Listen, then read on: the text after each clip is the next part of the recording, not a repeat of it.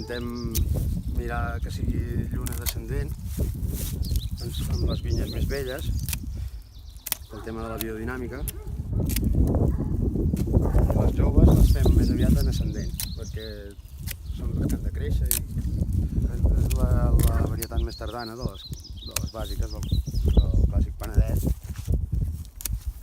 I posada aquí dalt a les muntanyes, doncs, es posava parellades per retrasar una mica la brotació a la primavera, per no tindre problemes amb el gel, que no es congelessin.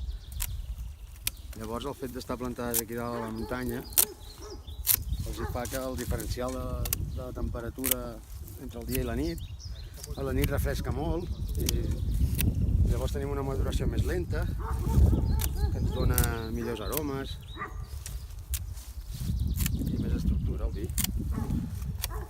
Aquesta fusta vella, que és la poda que es va fer l'any passat, com ara en qualsevol altra d'aquestes, i llavors ens ha sortit el que se'n diu la brocada i aquest que és el sobrecoll. Quan es fa les porgues treuen tots els altres i només es deixa els dos principals que tenen raïm. Llavors, quan fem la poda, per evitar que la planta envelleixi i per cuidar-la, traiem la més alta i deixem la nova. Un borroquí i un borroquí, que seran els futurs de l'any que ve, que són els que trauran el raïm.